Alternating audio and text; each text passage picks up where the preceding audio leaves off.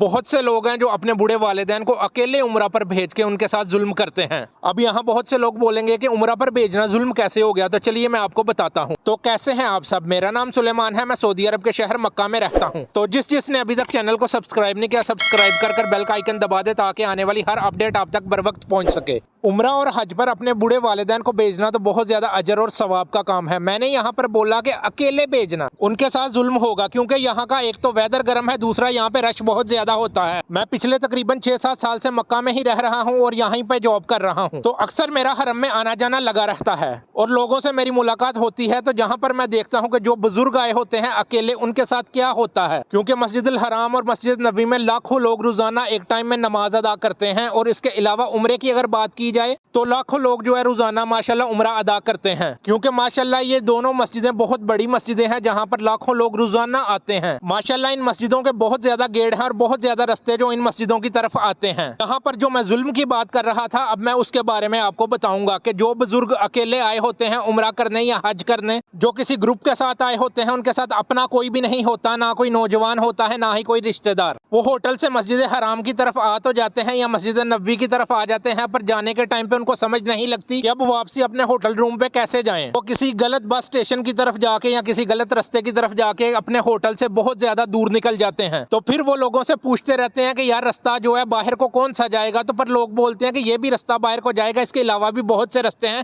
آپ نے کدھر جانا ہے؟ لیکن ان کو کچھ پتا نہیں ہوتا کہ وہ کدھر سے آئے تھے اور اب ان کا ہوٹل کدھر ہے، انہوں نے کدھر جانا ہے۔ اور کہیں تو بیچارے کتنے کتنے گھنٹے یا کتنے کتنے دن بھی جو ہے نا گھومے رہتے ہیں، سمجھ ہی نہیں لگتی کدھر جانا ہے کدھر نہیں جانا، کوئی رابطہ نہیں کسی کے ساتھ۔ اور اس کے علاوہ اگر کوئی بزرگ یہاں پہ بیمار ہو جائے تو وہ سب سے بڑا مسئلہ۔ لہٰذا حج اور عمرہ جو ہے عبادت ہے جوانی کی، بڑھاپے کا انتظار مت کیجئے۔ اگر آپ بڑھاپے میں پہنچ چکے ہیں تو لہٰذا اپنے کسی جوان بچے کو اپنے ساتھ تیار کیجئے حج یا عمرہ کے لیے، تاکہ وہ آپ کا جوان بچہ آپ کو یہاں پہ سنبھال سکے، آپ کو لے کے آ سکے، لے کے جا سکے اور آپ کے کھانے پینے کا خیال رکھ سکے۔ اس کے علاوہ اگر آپ یہ سوچتے ہیں کہ ہم فلاں گروپ کے ساتھ پلان بنا رہے ہیں، تو یہاں پہ گروپ شروپ سب کو اپنی اپنی پڑی ہوتی ہے، کوئی بھی گروپ کسی کو نہیں سنبھالتا، کسی کا انتظار نہیں کرتا، اور کوئی اپنا ہی ہوتا ہے جو اپنے کے لیے رکتا ہے، انتظار کرتا ہے، اس کی دیکھ بھال کرتا ہے اور خیال کرتا ہے۔ باقی اگر گورنمنٹ آف سعودی عربیہ کی طرف سے اگر دیکھا جائے تو انہوں نے حرم کے اندر بہت زیادہ اچھے انتظامات کیے ہوئے ہیں، میڈیکل کے بھی، اس کے علاوہ بھی۔ میں حرم آتا جاتا رہتا ہوں تو مجھے اکثر کافی بزرگ ملتے ہیں جن کو رستے کا نہیں پتا چل رہا ہوتا، ہوٹل کی نہیں سمجھ لگ رہی ہوتی، جگہ جگہ سائن بورڈز لگے ہوئے ہیں رستوں کے، ہوٹلز کے، پر وہ پڑھنے نہیں آتے۔ بچوں نے اینڈرائیڈ موبائل تو دے دیے لیکن یوز کرنا ہی نہیں آتا۔ کئی بیچارے بزرگ اپنی فلائٹ تک مس کر دیتے ہیں، پتہ ہی نہیں ہوتا کہ کس ڈیٹ کی واپسی تھی۔ عمرہ اور حج بہت خوبصورت عبادت ہے، لیکن اپنے بوڑھے والدین کو اکیلا مت بھیجیے، ایک نوجوان ضرور ساتھ تیار کیجیے۔